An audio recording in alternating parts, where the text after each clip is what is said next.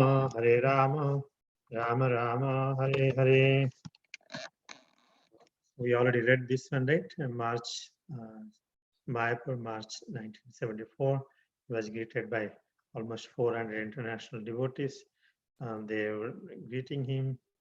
Prabhupada was very happy. He wanted,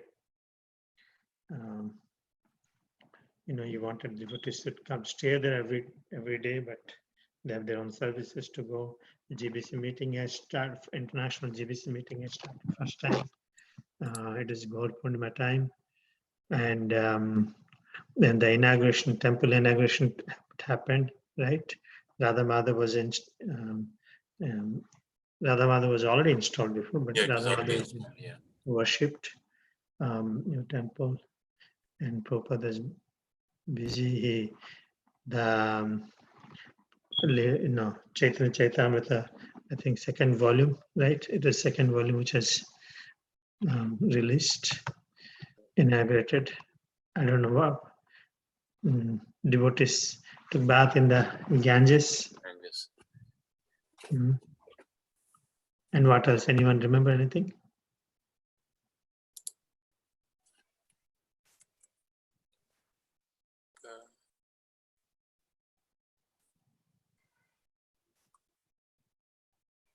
Like in Vrindavan, the example of King Nriga, when he wrote a letter to Mr. S, that you give a donation, you cannot take it back. Yeah. Srimad Bhagavatam. You give a donation to a Brahman, you should not take it back. Yeah, right. He's giving donation actually for that reason. Donation he gave, he took it back. He became leisured. That way, accidentally took it back. Yeah. He didn't take it. It just happened, and he became leisured for that. And Sasur Sai Maharaj prepares the letter, and he talks to someone in Calcutta that this had happened, right? Yes. I think we are supposed to read from here. Is that right? Krishnadas Kaviraj describes. Oh, this already we discussed, the tree, Chaitanya tree, and ISKCON is one of the Chaitanya tree, a branch of the Chaitanya tree. And I think we completed that section, Prabhu. So, this whole, the volume also contained the Manusya Janma Pai. We didn't discuss this one. We read that anybody who was born in India, they Oh, is it? have. Okay. This one probably, right? Yeah. All right. Hare Krishna. Although many of the Western devotees, inexperienced in living and traveling in India, were afflicted with indigestion, dysentery, and even in some cases culture shock and homesickness, they nevertheless traveled a somewhat bedraggled group from Mayapur to Calcutta to Delhi and finally to Vrindavan.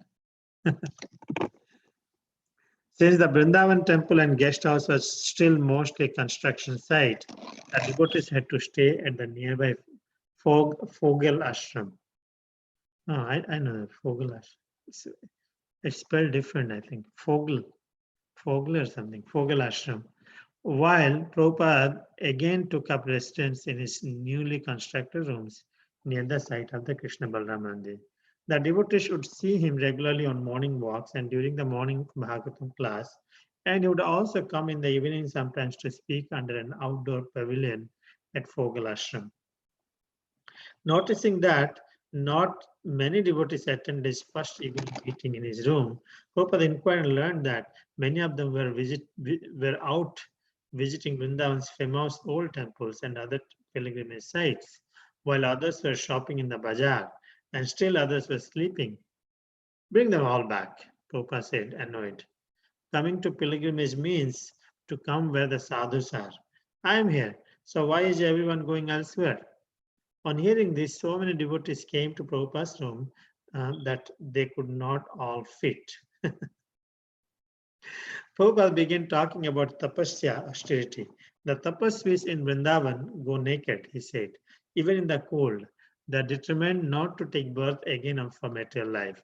He described how the living entity before birth remains cramped within the womb. Sounds familiar, eh? Unfortunately, we don't realize that. A condition much like being tied by the hands and feet and thrown in the ocean. Worms within the mother's body bite the skin of the embryo, and the living entity suffers because Maya dilutes us into thinking we are happy. Prabhupada explained, and we have to again enter the womb of a mother. And although in one lifetime we may be wealthy human being, in the next life we may be a bug, or hog or dog. So this life is for tapasya, Prabhupada said. But we cannot execute severe penances in this age. So our penance is to try to reform poor, crazy persons. Wow. One should take voluntary pains for Krishna. Krishna comes to save the fallen souls. And so if you help a little, he will be pleased. Krishna comes himself and he sends his devotees and he leaves books. And still we are mad for sense enjoyment. Our penance, therefore, is to try to reform the fallen souls. Harival, such a great statement here. So after Mayapur Yatra is over, all the devotees comes back to Vrindavan, and devotees are not, used to of this Indian environment, afflicted indigestion, dysentery, and some cases they had a cultural shock, homesickness. So many things happen. It's this big cultural shock. Homesickness also. They traveled, and they came to Delhi, Vrindavan. And when they came to Vrindavan, Prabhupada stayed in the Vrindavan, which partially finished, or we can say the guest house, a construction site. And others, they stayed in the Fogal ashram. We still rent the Fogal ashram for the yatras and all this thing. So what happened? Devotees would join Prabhupada morning walk and during morning Bhagavad class, and come in the evening give class and speak under a pavilion of Fogal ashram. And he noticed that not many are attending. So what's going on? Of course, this is what is Maya. After he come, Prabhupada is here, and they're always to see Prabhupada, to attend Prabhupada. Now suddenly they are disappearing. Where you are? No, we are in the shopping, what do you call? Loi Bazaar. Loi Bazaar. Everybody goes to, many of the people, devotees go to Vrindavan first is Loi Bazaar to shopping, dresses and everything. Most of the time goes in shopping, Loi Bazaar, and they went to visit all the big different temples. Have been, our most temples are Gaudiya Vaishnava temples. And some people are tired and they're sleeping. So Prabhupada said, bring them, all of them. So as soon as when everybody came, they all packed in the Prabhupada's room. Now Prabhupada is saying, this is very important, I liked it very much. So he said that the human life, tapasya is about austerity. So when people did tapasya in the past, people did walking naked, without any chadar, also in the cold weather. When I was I saw very amazed to see the austerities of the residents when I long time back. Why? Because they were determined not to take birth again in this material world. But we cannot do that kind of austerity. So living entity before birth remains, this is the very important, we always can meditate. We think about, so okay, next life, very nice, maybe okay, I may get another chance, I may get another chance, but maybe because I'm a devotee, I'll get another chance. That's the thing we are thinking. But the reality is, we will enter in the womb of a mother again, and we'll be put so much cramped within the womb. Can anyone just I have asked question, did anyone meditate on this situation, being cramped in the womb of mother, and how it is like this? It's a very, very horrible situation, and you cannot move, you cannot properly breathe, all the worms will be biting, and so it's bad situation. So Prabhupada says Maya dilutes us thinking we are happy. But problem is again we will enter into the womb of mother. But now we cannot, in this life we cannot do tapasya. Tapasya is very, very difficult. But now here the solution Prabhupada is saying. For us, tapasya is to reform the poor crazy persons. If we should take voluntarily pain for Krishna, Krishna comes and saves the fallen souls. If you little help little bit, he'll be pleased. So it's very interesting. Just by engaging in preaching activity, that's our tapasya. If you do, and we will not go back to. But that is very much needed. Our penance, therefore, is to try to reform the fallen souls. I'm planning to go for Harinam on Friday. Anyone wants to join, they can join. Okay, so I can read it. Prabhupada's preaching uplifted his disciples, whose duty was to preach to the citizens of many lands. They had come at Prabhupada's bidding to visit Mayapur and Vrindavan, but the real work was to save the fallen souls of their native countries, and Prabhupada's preaching filled them with determination. Later, one of the devotees told Prabhupada that dealing with the devotees was sometimes more difficult than dealing with materialists, and he mentioned a well-known problem case. A devotee named Makanchora. That is your penance, Prabhupada said. Your penance is to work with Makanchora. We should take anxiety. For a sane man to work with a crazy man is not pleasurable, but the service to Krishna is pleasurable. Prabhupada described how he had left his peaceful life in Vrindavan to take on so much burden and anxiety for Krishna. Just he had taken a risk by going to America in old age, so his disciples should accept whatever difficulties were required in preaching Krishna consciousness. The work is not pleasurable, Prabhupada said, but making so many devotees is pleasurable.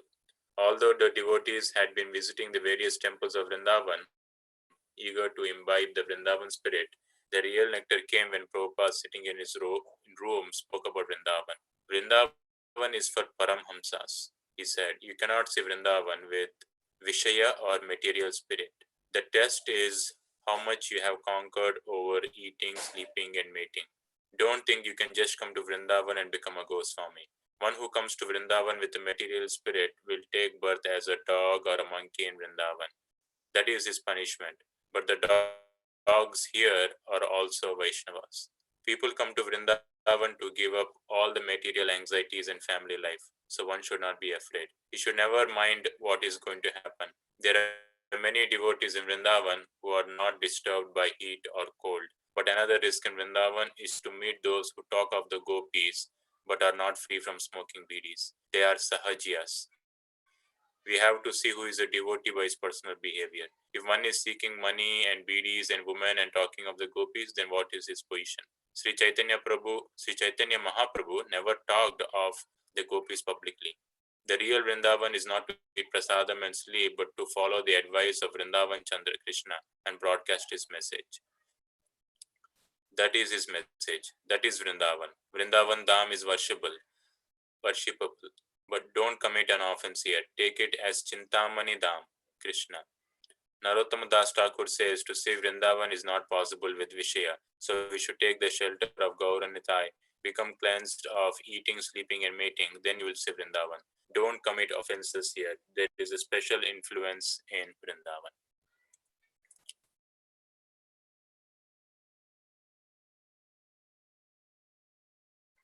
So here, little bit up, I think.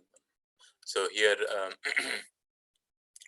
Prabhupada was telling his disciples that the main duty was to preach to the citizens of the world, and they had come to visit Mayapur and Vrindavan, but their real work was to preach, and Prabhupada's preaching gave them determination.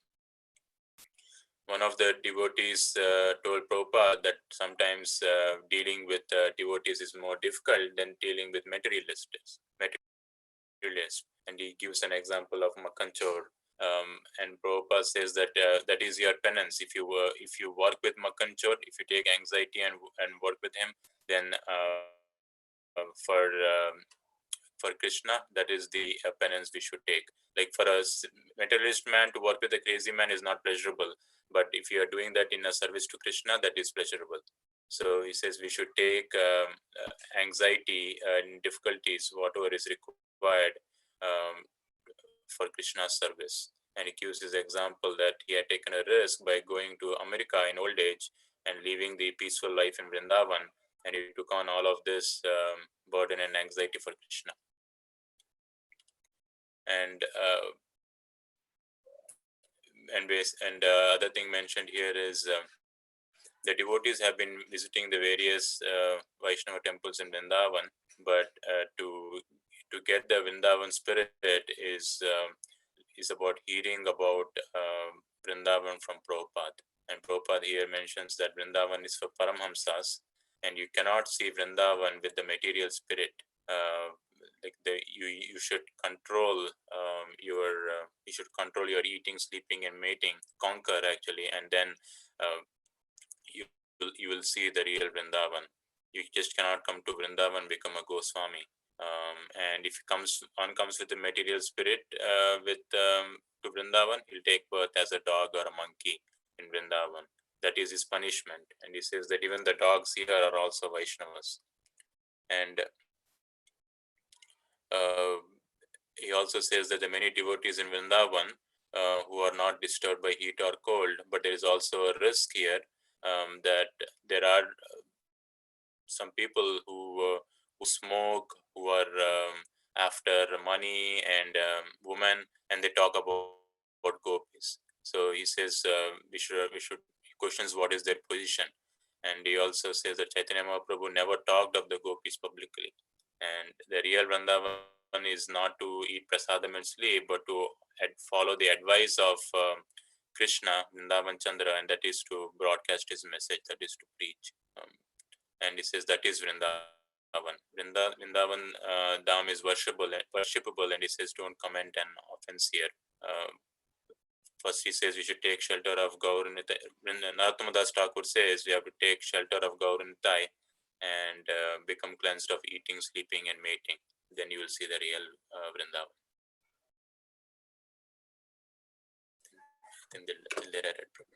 Yes.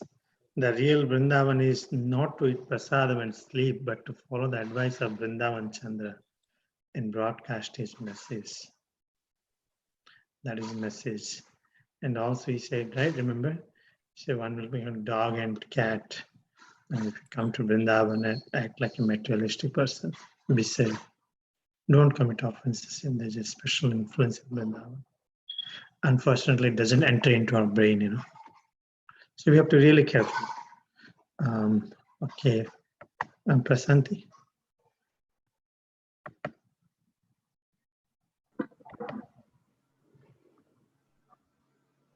Prabhupada said that Vrindavana's spiritual quality was such that devotional service performed here had 100 times the effect of service performed elsewhere. But an offense in Vrindavana had also 100 times the effect. Ordinary persons, therefore, were advised to visit the holy place like Vrindavana for no more than 3 days. Otherwise, they would become slack and return to their sinful activities. Better to come, Prabhupada said, become purified and leave on the 4th day. And the worst offense to Vrindavana is to commit illicit sex here. So do not come and play hide and seek with Krishna. He sees with his eyes, the sun, and he also is in your heart. Krishna knows everything. Those who want to be devotees have to be sincere. They should not play tricks because Krishna knows everything. Be sincere with Krishna and his representative. Preach the gospel of Bhagavad Gita as it is. Become a spiritual master. After his evening lecture, Prabhupada mentioned how some of the Sahajiyas had walked out during his lecture. They are so advanced, he said, that they want to hear only of the embracing and kissing of Radharani and Krishna. They take my talks as ordinary. Prabhupada explained that his process of lecturing was to speak on only one verse per lecture, but that that speaking was the same as Krishna speaking. He said that his own Guru Maharaja had lectured for 3 months on the first verse of Srimad Bhagavatam, and for that he had gained great respect. Prabhupada learned one day that one of his disciples had left the company of ISKCON devotees to live among the Babajis at Radhakunda. Prabhupada became angry and sent for the boy to come immediately. When the boy arrived, Prabhupada went out to see him. Dressed in only a dhoti, Prabhupada spoke sternly to the disciple, saying that the monkeys of Vrindavana also live simply but are interested only in eating and sex. Don't become a monkey. Prabhupada said, trembling as he spoke, "Why don't you come and live with me?"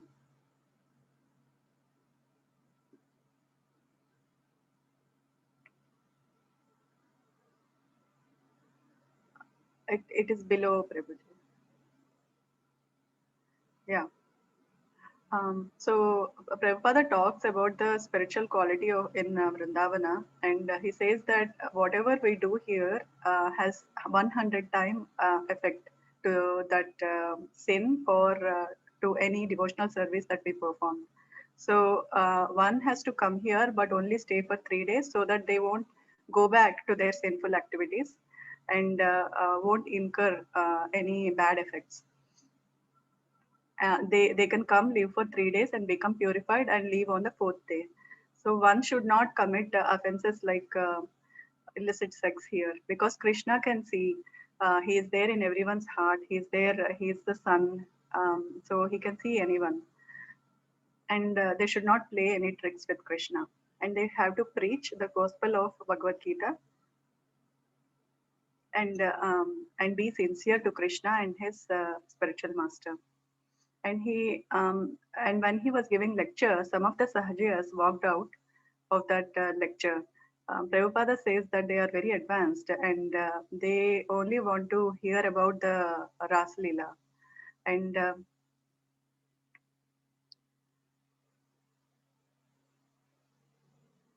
he also explained that his own Guru Maharaja had lectured for 3 months on the first verse of Srimad Bhagavatam, and he gained great respect for that.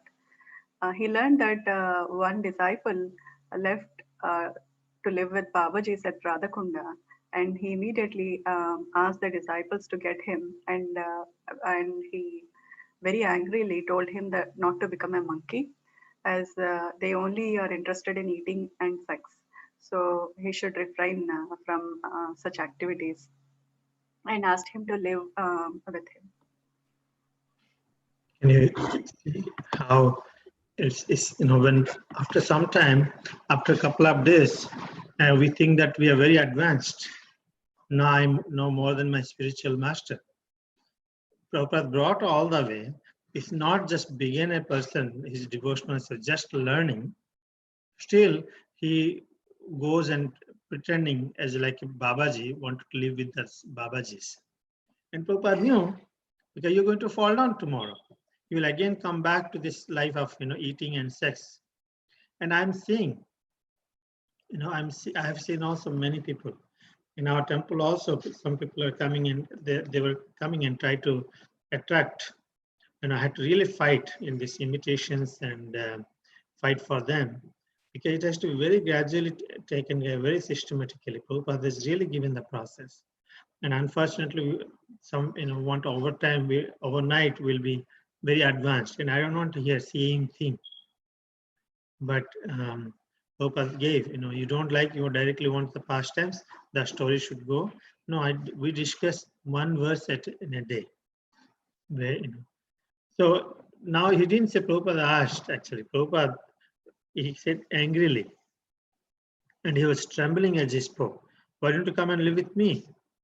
Prabhupada really was chastising his disciple. Okay, AJ? The boy replied, "The Babaji's here giving me some facility to chant." "You come with me," Prabhupada exclaimed. I will give you facility, but don't become a monkey." The boy surrendered before Prabhupada's compassionate concern. Prabhupada heard from his disciples living in Vrindavan that some of the local Goswamis had a complaint about him. They had read an article published in Back to Godhead and considered it insulting. And the article, written by Prabhupada's disciple Hayagriva, contained a statement that Goswamis in Vrindavan who misbehaved would become hogs and monkeys in Vrindavan in their next life. Prabhupada replied that the statement was accurate. The article, he said, had not specifically referred to the present Goswamis, but to any Goswami who lived sinfully in Vrindavan. This was not merely an opinion, but it was the authoritative conclusion of the original Goswamis of Vrindavan. Although Yamuna Das lived in Vrindavan with her husband Guru Das, Prabhupada rarely saw her. So one day he sent for her and inquired why she was not coming to hear him and serve him. Yamuna admitted she was afraid because Prabhupada seemed to be in a chastising mood as of late. She was referring to Prabhupada's insistence and pushing to get the Vrindavan temple built. Prabhupada said that only by his pushing was the temple being built, but Yamuna again confessed her fear of Prabhupada's anger. You may be afraid of your spiritual master, Prabhupada said, but that doesn't mean you shouldn't come and see him. He then narrated the story of how Lord Balarama had once forced the river Yamuna to come before him. As he spoke, all the devotees present became aware that Prabhupada was not telling the Leela of Lord Balaram's frightening the river Yamuna, but he was also speaking directly about his disciple Yamuna. Absorbed in the pastime of Lord Balaram, Prabhupada described how the Lord, intoxicated from drinking honey, had threatened the river Yamuna, forcing her to come. But when the Yamuna did not come, Lord Balaram had cut into the earth with his plow, forcing her to flow to him. In this way, Prabhupada said, I will drag you to come and see me. Yamuna Dasi agreed to stop her foolish reluctance and to come and cook for her spiritual master. So it starts with Prabhupada telling that devotee, like, hey, I got a place for you. You don't want to become a monkey. Come back with me. And so the boy said, okay, I'll come back. And then Prabhupada started hearing, kind of whispers that from the local Goswamis weren't happy with him. And it was based on this article that was in Back to Godhead, and the Vrindavan Goswamis found it to be offensive. Hayagriva had written it saying that Goswamis that in Vrindavan that aren't behaving properly come back as hogs and monkeys in the next life. And Prabhupada's take on it was like, yeah, no, that's accurate, right? That's what happens. He said, I'm not talking about you guys specifically. I'm just saying that any Goswamis that have lived or will live in Vrindavan that act sinfully will come back as hogs and monkeys. And he backed it up and said this was not just his take on it. This was the authoritative conclusion of the original Goswamis. Then he told a story. Then it talks about how Yamuna Dasi was living in Vrindavan, but she never came to the temple to see Prabhupada. And one day he sent for her and said, hey, why aren't you coming to see me and serve me? And the reason she told him was, she said, look, you've been cranky lately. You've been kind of cranky, and I'm a little bit afraid. And she was talking about how all the trouble Prabhupada went through to get the temple built. And he reminded her and said, hey, it's only because I did that this temple is being built. And so Prabhupada says, yeah, you can fear me, but that doesn't mean you shouldn't come and see me. And he talks about the Leela of Lord Balaram, who was frightening the river Yamuna, and how the river refused to come to him. So he took a plow and cut the earth so the river had to flow to him. And Prabhupada is like, so pretty much, just like that, I will drag you to come and see me. And so finally, Yamuna Dasi agreed, to stop being foolish and come and cook and serve Prabhupada at the temple. The disciples had seen the flowerly mode of the spiritual master only. Now they are seeing, they cannot take it. So, and when there's a Krishna service is there, there's a sacrifice. So many things are involved into it. Nipa? Hare Krishna. Although the afternoons were warm in Vrindavana, the early mornings were chilly. Dressed in a sweater and a wool chadra and a fuzzy wool cap that buttoned under his chin, Prabhupada led his disciples on a pre-dawn walk along Chatikara Road. With the ISKCON leaders and sannyasis staying close to catch his words, he walked and talked in Vrindavana. His walks were so long that most of the devotees became tired, and some joked that Prabhupada was going to walk all the way back to Delhi. When the sun rose gradually, the air would begin to warm. Some of the devotees had expected that in Vrindavana, Prabhupada would talk more about the places of Krishna's pastimes and about Krishna and the gopis, and that Prabhupada himself would want to see the places of Krishna's pastimes. But Prabhupada seemed far more concerned to hear of the preaching of disciples or to discuss the construction of the Krishna Balram Mandir. Often, when devotees raised the topic of Vrindavana, Prabhupada would criticize the cheating of certain Vrindavana Babajis and the corruption within Vrindavana. Or he would speak of the special vision required before one could properly see Vrindavana. He said Vrindavana was wherever a pure devotee lived, and he stressed that the devotee's main business was to go out of Vrindavana and preach. As they walked along the road, the main traffic was pedestrians, workers carrying milk on bicycles, or men riding on bullock carts. Only occasionally an automobile would speed by, its horn honking. Almost every person who approached would respectfully greet Prabhupada with Jai Radhe or Hare Krishna, or they would hold up their hands or bow their heads and say Namaste. One young man driving a bicycle rickshaw approached from the opposite direction, and just before reaching, Prabhupada stopped his rickshaw, got down, stepped out of his shoes, and prostrated himself on the road. Prabhupada smiled and said, "Very good boy." Prabhupada paused. "This is Vrindavana," he said, "the simple habit of the ordinary people in Vrindavana to offer respect to a saintly person was to Prabhupada an expression of Vrindavana's essence. Vrindavana was one of the few remaining places in India where even a common man would chant the name of Radharani and Krishna as he passed by on the road. To fully understand this extraordinary phenomenon was to understand Vrindavana."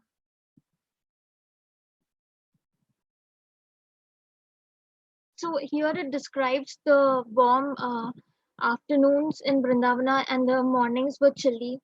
And Prabhupada, dressed in sweater, wool chadra, and a fuzzy wool cap, led his disciples for a pre-dawn walk along Chatikara Road. And along with ISKCON leaders and sannyasis, he stayed close while walking so he can catch up with the words and talked in Vrindavana. Prabhupada's walks were long, and most of the devotees would become tired, and some joked that Prabhupada would keep walking until all the way to Delhi. And when the sun rose, gradually the air would become warm. Some devotees expected in Vrindavana, Prabhupada would talk about the places of Krishna's pastimes and the Krishna and gopis, but Prabhupada himself would wanted to see the places of Krishna's pastimes.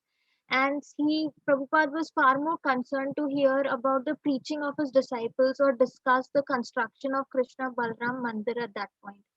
And when devotees raised the topic of Vrindavana, Prabhupada would criticize the cheating of certain Babajis at Vrindavana and the corruption which existed in Vrindavana.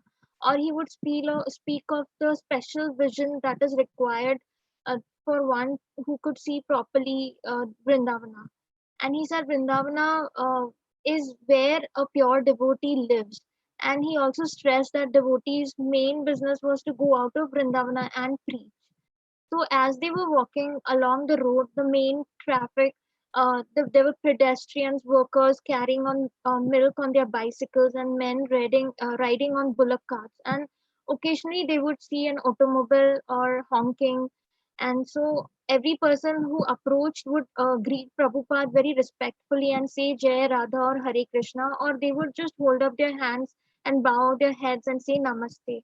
And there was one young person who was on driving a bicycle rickshaw from the opposite direction while Prabhupada was walking. And just before reaching Prabhupada, he stopped his rickshaw and he kind of prostrated himself and said the road. And Prabhupada smiled and responded, "Very good boy." And then Prabhupada paused and he said, like, "This is what Vrindavana is. Like, this is Vrindavana," he said. And this is the simple habit of the ordinary people in the Vrindavana who offer respect to the saintly people.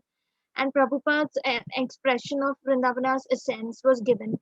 Vrindavana, he said, was one of the few places remaining in India with where every common man would chant the name of Radha Rani and Krishna as they passed on the road. And to fully understand this extraordinary phenomenon was to understand Vrindavana. This is a common issue with in a neophyte level. We always do the mistake, and it's ever growing. I said it's very careful while discharging it. It's rare to come, and many times it becomes rare to stay also, because we deviate, allured by Maya, and it really needs guidance from the bona fide spiritual master all the time, throughout the life. Not just now I'm done and I don't need it actually. That's how we see it in everywhere we see it. Rarely people come, but sometimes patiently we don't discharge the devotional service. Prabhupada knows this disease is going to come. He's recognized, that's why he's addressing before itself without going to the past tense of Krishna and Radha. And it happened after Prabhupada left. Also, a lot of things happened. It's not unknown. Pranaku, please.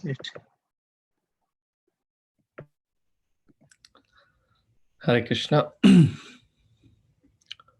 One devotee asked Prabhupada that if so many residents of Vrindavan were fallen souls, then what was the meaning of the statement that to be born in Vrindavan was to be liberated?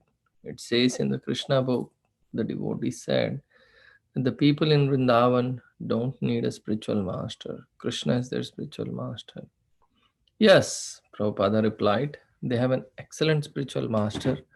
But one may have a spiritual master and not obey him, then what is his position? So they are fallen who do nonsense things in Vrindavan. But their fortune is also there that they are born in Vrindavan. But they misuse that fortune. The land was very dry. Prabhupada said that Vrindavan was becoming like a desert and would become more so in the future. He said this was because of impiety. In the West, he said, I see in America, Germany, there is so much green, but not here. The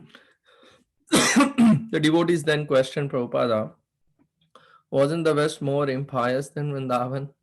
Yes, Prabhupada said, I came to you in the West and you did not know anything about Krishna. You did not even know that these things were bad, meat eating and illicit sex. But when I told you to stop, you did it. But this is Krishna's land, Vrindavana, and they're doing these things here. Therefore, it is even worse. And they are being punished directly by Krishna. Prabhupada's morning walks in Vrindavan were as exciting and enlightening as his formal lectures. On 2 consecutive morning walks, he outlined a comprehensive plan for starting an ISKCON Varnashrama college. Bhagavad Gita explains how society should be divided into 4 orders according to a person's nature and occupation. Prabhupada said that although the members of the Krishna consciousness movement were above the social divisions, Brahmana, Kshatriya, Vaishya, and Sudra, they should teach others by acting perfectly within these divisions. Not everyone would become a Brahmana, but everyone could attain the same perfection by doing his particular duty for the pleasure of Krishna. We will teach military art, said Prabhupada, to the amazement of his disciples. Soldiers will wear tilak and march saying Hare Krishna, Hare Krishna. They can march with military band and fight. To Prabhupada, establishing Varnashrama Dharma did not seem difficult. ISKCON should begin by starting a college based on the Varnashrama conception. There should be no unemployment, Prabhupada said. We will say, why are you sitting idly? Come onto the field. Take this plow. Take this bull. Go on working.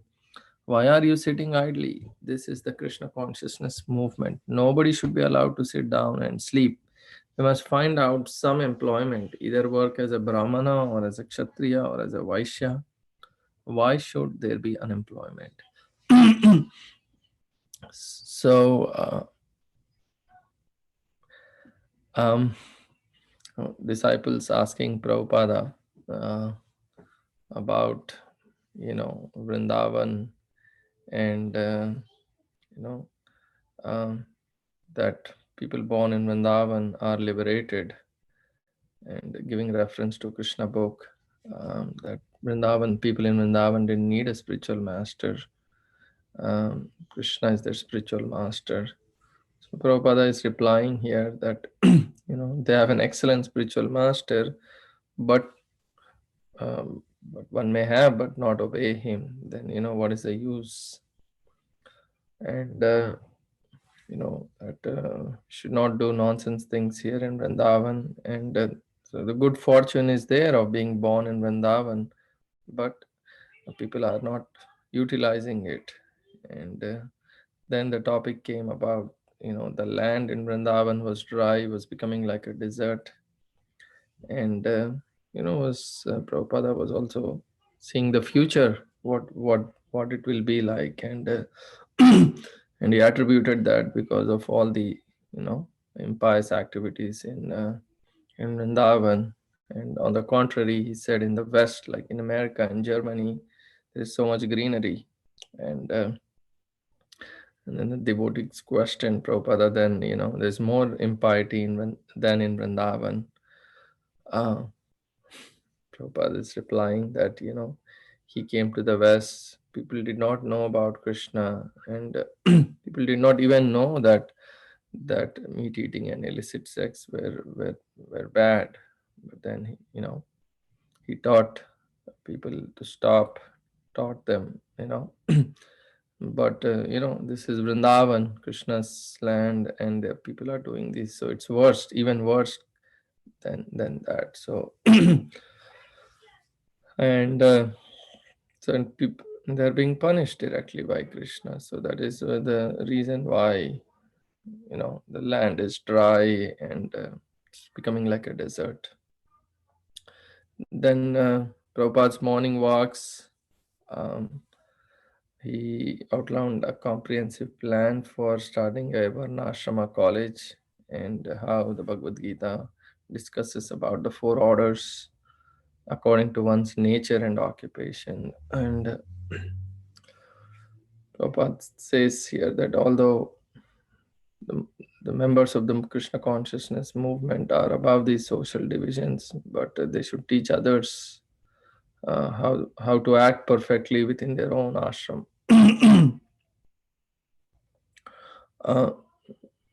Within their own varnas, sorry. And and that not everybody has to become a brahmana, but they can be a kshatriya by perfecting their particular duty, which is by doing it for the pleasure of Krishna. And that he said the college will teach military art, soldiers will wear tilak and march chanting the Hare Krishna Maha Mantra, and they can fight. This way they are spiritualizing. And Prabhupada didn't think establishing the Varnashrama Dharma was difficult, and that we should begin by starting a college based on the Varnashrama conception, and that everybody should be engaged, nobody should sit idle, everybody. And some employment should be there for everybody. Either they work as a Brahmana, as a Kshatriya, as a Vaishya. So that, yeah, Prabhu, thank you. Thank you. Vijayanand Prabhu.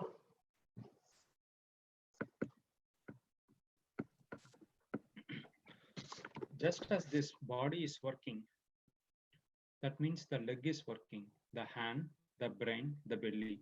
So why should there be unemployment? You stop this unemployment, you will see the whole world is peaceful. There will be no complaint. They will be happily chanting Hare Krishna, just like this field here. No one is working it. They have all gone to the cities to work in a factory. It is condemned civilization. On a morning walk near the end of Vrindavana festival, one of the devotees mentioned that the festival was almost over and the devotees would be going back to their centers. Yes, said Prabhupada, and he stopped walking. Yes, That is our real business, to go and preach. As the devotees were making travel arrangements for Delhi and onward, Giriraja arrived in Vrindavana with upsetting news from Bombay. The municipality of Bombay had denied them permission to begin construction of temple. According to Giriraja, two permissions were required: permission to build according to rules and regulations and no objection certificate from the police commissioner. In issuing the no objection certificate, the police must consider 2 points: whether the temple would create a traffic problem and whether the presence of a temple would cause community or religious tensions. The municipality had been delaying their permission, saying they first required an NOC from the police. The police had been saying that they need the sanction of the municipality before they would consider giving the NOC. Giriraja had been pursuing this bureaucratic matter, but now a commissioner from the police had written a letter flatly refusing to give an NOC. According to the commissioner, the kirtan on the temple would produce a nuisance. The report from Giriraja deeply disturbed Srila Prabhupada.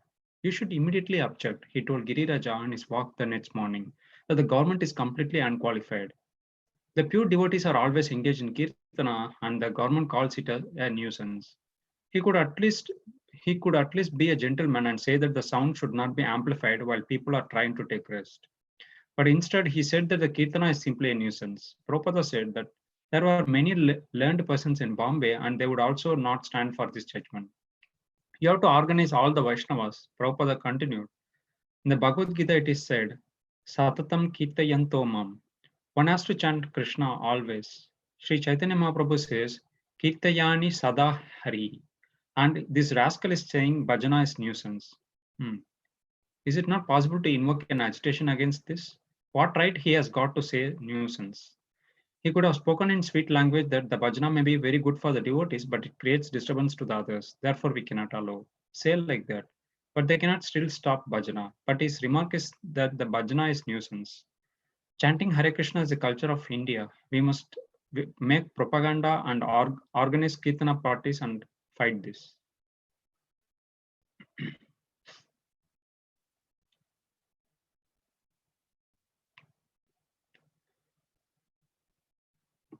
So here Prabhupada continues to mention regarding the occupation and the employment things. So he's saying that the leg is working as well as the brain and all other belly and other parts are working, and why there should be an unemployment, and they should stop this unemployment, and they see that the world is peaceful and there will not be any complaint, and people should be happily chanting Hare Krishna just like they feel here. But he mentioned that no one is working here and they went to the cities to work in the factory, which is an condemned civilization. And on a morning walk near the Vrindavana festival, one of the devotees had mentioned that festival was completed, and devotees would be going back to the centers. And Prabhupada stopped his walk, and he mentioned that yes, that is the real business, and they should go and preach. And when the devotees were making travel arrangements for Delhi and moving onward to their respective centers, Giriraja arrived in Vrindavana with an upsetting news from Bombay. So it was mentioned that the municipality of Bombay had denied permission to begin construction of the temple, and it was like for the temple construction, basically two permissions were required: a permission to build according to the rules and regulation, and a no objection certificate from the police commissioner. And the police commissioner should consider 2 points before giving the no objection certificate: whether the temple would create a traffic problem, as well as whether the presence of temple would cause any community or religious tension. So the municipality was saying like first they should get an NOC from the police, and the police were saying that they need the municipality's sanction before they would give NOC. So Giriraja was dealing with both the parties, but now at one point the commissioner of police written saying that he cannot give the NOC, and mentioning that kirtana would produce a nuisance actually. So this news disturbed Srila Prabhupada, and he mentioned that they should object this one, and also he mentioned that he condemned the government, that the government is completely unqualified, and he also says that the pure devotee always gets engaged in kirtana, but the government does not understand this, and it called it as a nuisance. And he also heard by the words that was given.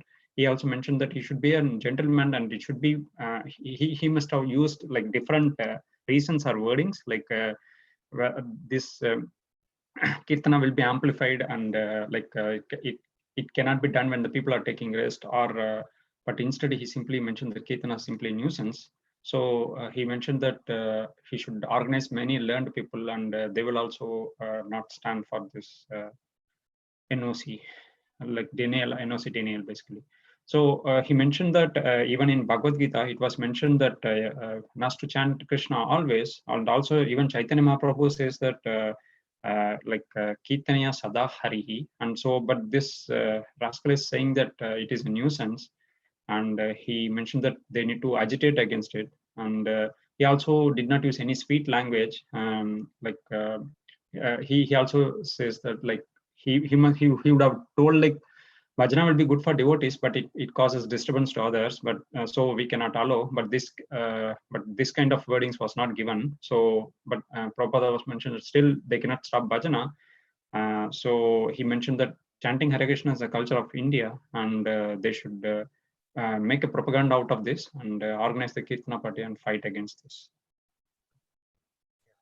Unbelievable. This is that time it happened. They're saying nuisance. So many mosques are there, and they sound loud, so whole miles can hear. But there's so much of Prabhupada is very kind. Yes, Rekar? One of the GBC men proposed that instead of going back to the west, some of the devotees go to Bombay and hold massive protests. At first, Prabhupada approved the spirit, linking it to Lord Chaitanya's protest against the Qazi, who had stopped the Sankirtan movement in Navadvipa. But on reflecting, he decided it would not be wise to fight with the government. The devotees could not hope to win such a fight, nor would the people appreciate it. Prabhupada suggested the devotees hold massive kirtan programs and preach positively to the people of Bombay, convincing them of the value of Krishna consciousness. When the people of Bombay are convinced of the importance of Krishna consciousness, Prabhupada said, they will see that the temple is built. In an urgent mood, Srila Prabhupada left Vrindavan for Bombay. His last instruction to Gurudasa and the others in Vrindavan: an ideal Goswami should remain here to challenge any false Goswamis. But if you also become false, then you cannot challenge. Bombay, March 20, 1974. Disciples and ISKCON life members continued to discuss with Srila Prabhupada about confronting the police commissioner's refusal to grant ISKCON permission to build a temple at Hare Krishna land. Ironically, ISKCON's property was bordered on one side by a large cinema hall, and every evening, both before and after the movie, a long line of traffic would form. The honking horns and the hundreds of pedestrians coming and going created much noise and congestion. If the neighborhood and the government could tolerate a cinema, then how, without prejudice, could they call the Krishna Kirtan a nuisance? Although addressing the specific issue of government permission, Srila Prabhupada also preached on the greater principle of how governments in Kali Yuga restrict religious life. The government policy, he said, is that religion is an opiate of the people. They think religion is just a sentiment. They want to open slaughterhouses and kill these mischief loitering cows. Their conclusion is that religion has no value. Therefore, the decision is to not encourage these temples and this bhajana. From their point of view, it is useless. Some of Prabhupada's Bombay friends suggested he work through the Jansangha political party, which supported Hinduism, and thus form a strong political coalition. But Srila Prabhupada was more concerned to use this property for preaching. I suggest that we make vigorous propaganda, he said. Hold meetings in big halls so that public may understand at least that this movement is very important. let there be advertisements that we will speak on different subject matters, and then I'll come and speak.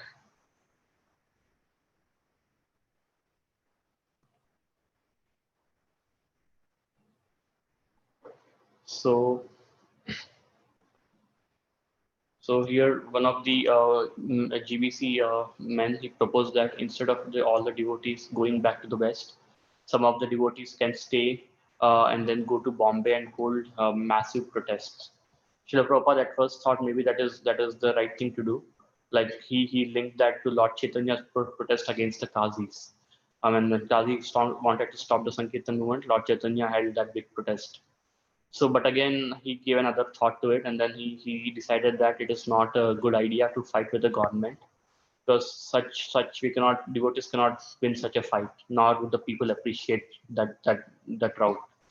So then Prabhupada suggested that the devotees hold big kirtans, massive kirtan programs, and preach positively to the people of Bombay and convince them of the Krishna consciousness movement. And Srila Prabhupada says that when the people of Bombay are convinced about the importance of the Krishna consciousness movement, then they'll only see that the temple is built.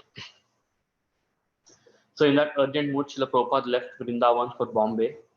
And then before leaving for Bombay, his last instruction to Gurudas Swami was that, and the other devotees in Vrindavan, was that an ideal Goswami should remain here to challenge any false Goswamis.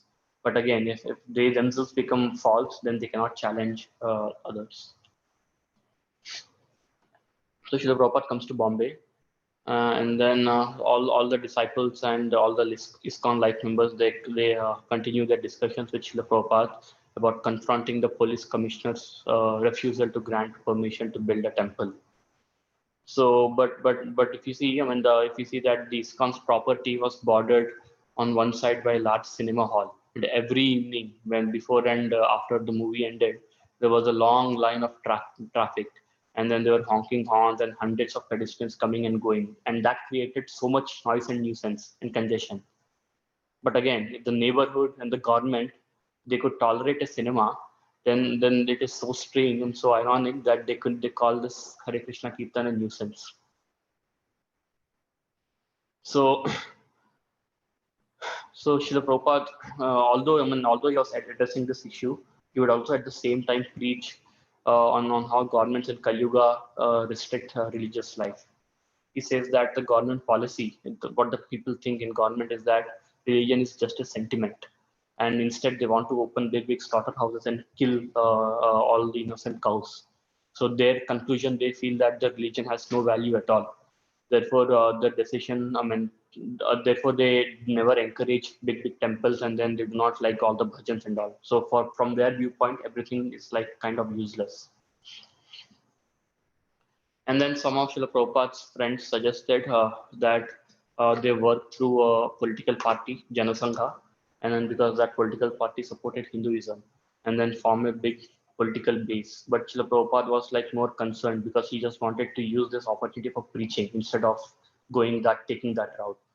And then he says that, and Srila Prabhupada suggested that they make vigorous propaganda, hold meetings in all big places so that the public understand that this movement is very important. And then he said, at least let there be advertisements, and then advertisements that there'll be talks on different subject matters. And Srila Prabhupada said he would come and speak. It's only me, Prabhu, today. Only you? Okay, that's good. Gaurang? Can you hear me? Yeah, right.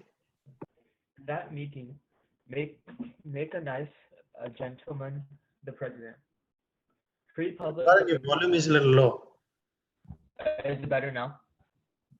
Try. See here. In that meeting, make a nice gentleman the president. Create public opinion so that they will come and sign. Yes, here must be one temple. We will prove from the Shastric evidence. As it is stated in Bhagavad Gita, Chaturvidha bhajante mam, jana sukritno arjuna. This word bhajana from bhajante is used with reference to the very pious men. Sukritna, the opposite kind of man, is duskritna, the miscreants. So bhajan is for the pious man, as recommended in the Bhagavad Gita. And Bhagavad Gita is held in great estimation all over the world. And yet he has accused bhajan as nuisance. How rascal and ignorant. We have to make it clear that bhajan is so important. Bhagavad Gita is meant for solution of all material problems, but the people of India are not accepting it.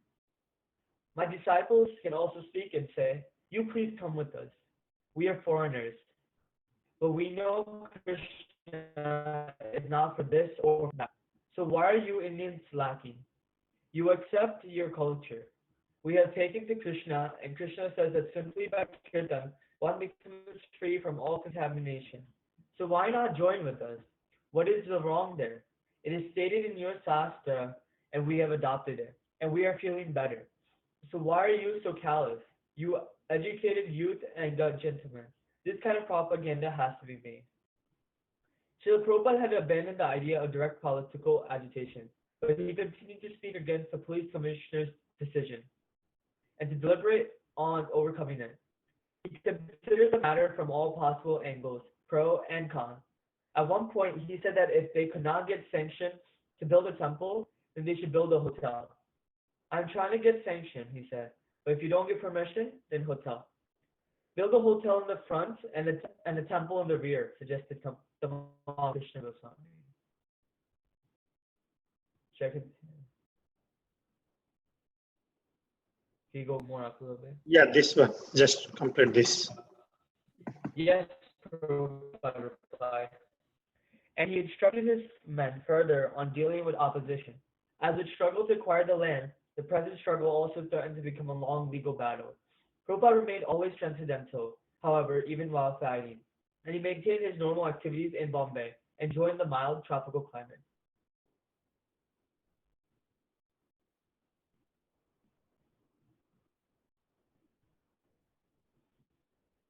So, Prabhupada was saying that in that meeting to make some nice gentleman a president and to create the public point so that they'll come and say, yes, here must be a temple. Prabhupada was saying that in Bhagavad Gita, the verse Ch.43 bhajante mam jana sukritno arjuna. So the word bhajan is from bhajante, and it is in reference with pious men, sukritna. Whereas the opposite kind of man is duskritna, which is miscreants.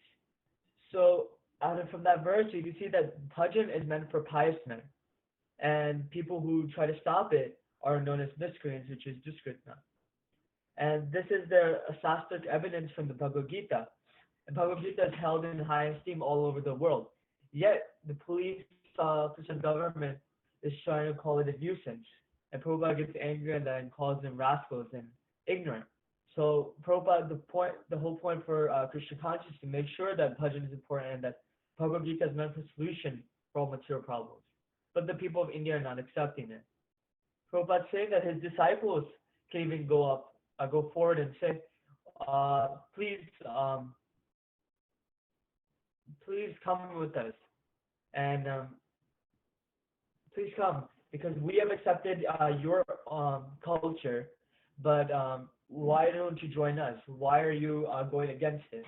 And that we are feeling better, but why, even though you guys are educated in youth and you're gentlemen, that you don't want to accept this? And Prabhupada said this is the type of propaganda that should be made. And Prabhupada abandoned all the idea of direct political agitation, but he still continues to speak against the police. Can you go down? Police, and he considers the matter from all possible angles, and then he says that if we can't make a temple, then we should make a hotel. Then in that way, Krishna Goswami Maharaj continues saying that build the hotel in the front and build a temple in the behind. And Prabhupada sees that he's continuing to instruct his devotees, but he sees that this could become a long legal battle. But Prabhupada, the last paragraph, can you go down?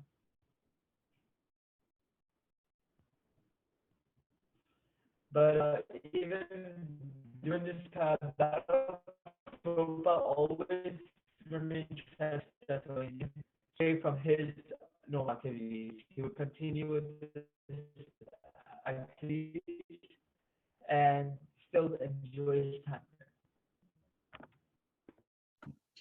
Thank you. Gaurang, you can log out, Nana.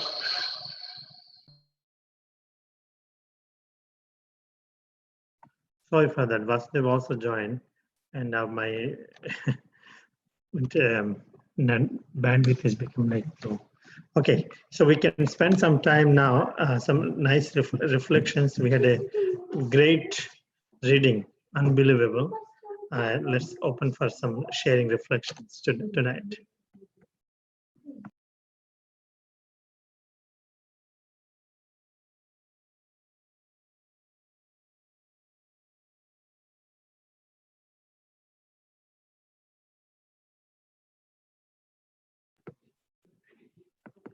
So I would like to share that Prabhupada was very particular about devotees' genuine progress in spiritual life, not imitating, trying to pretending to be Babaji. Then we have seen so many people. They think that overnight I'm become pure devotee. Then we continue come back with our tendencies. And that's why Prabhupada is very careful. Oh, you like Babaji, I know, but that's not the right for you because you have, just like it's Krishna said, Arjuna said, I'll become Babaji. And he said, okay, you will pretend. You will be pretender and you will be come to your original tendencies. So Prabhupada is very, very careful in his devotees. He chastises his relationship. That's why we must have a spiritual master and an authority. The relationship has to be there. Otherwise, one will not grow because we cannot render spiritual devotional service independently and whimsically. And now Prabhupada is seeing that's another danger as the disciples are being exposed to many other God brothers, many other Goswamis and different culture. They'll be allured with so many things. So Prabhupada is very particular about it. That's I thought is one of the very key point we can take. Okay, anything else?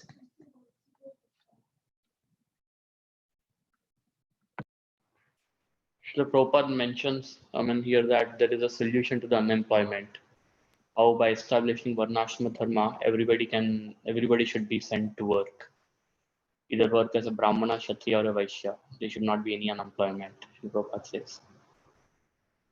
Yes, and even this is a big discussion till now. Even we had a talk last week. There are a few things. One is expecting an ISKCON to create that, and second is also we as a devotees also work in that capacity. It's individual responsibility also is very important. The way society is going, it's individual responsibility that we act in the form of a varnashrama system ourselves to set example for others, not waiting for somebody else will create. But that's very good. He said that no one should be sitting idle, and everyone should be engaged, and that's instruction for all of us, for me also. Thank you. Anyone else?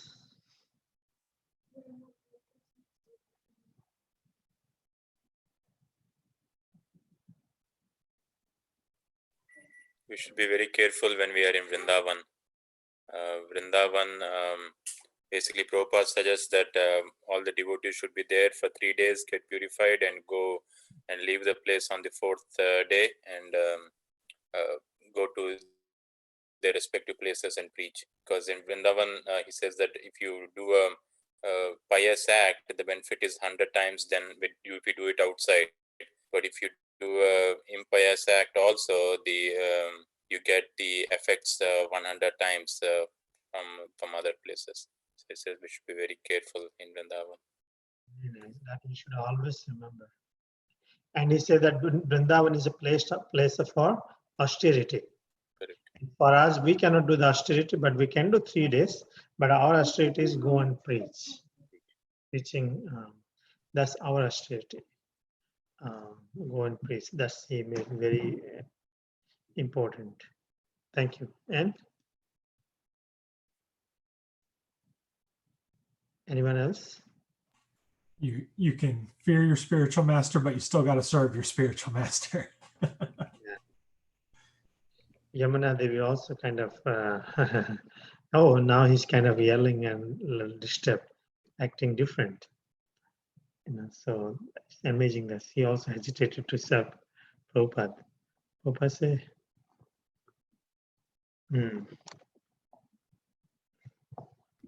Anyone else? Final? Just the point about, coming back to this material world again and Yeah. the womb. Yeah. Okay. That's a big thing. I request all of you contemplate on this all the time. Please continue. Pranath will continue. Sorry. No problem, please. Yeah. So I request all of you, please. That's the thing bothers. I know it's a fear, but we have to be fear. If you're not aware of that fear, sometimes people say, "Oh, should we serve out of fear?" There has to be a balance. There's a love, but we know that if you don't carefully discharge that love, there's a fear of gliding down. Again, entering to the home. For us, some or other, we need to make sure that we work and serve in such a way that we are freed from not going back to this home of unbelievable, actually. Please contemplate on this subject. Then our sincerity will come, humility will come on this. So I know it's 8:45. I'm very grateful. Thank you so much for joining. We'll continue tomorrow. Hare Krishna. Shri Prabhupada ki jai. Hare Krishna.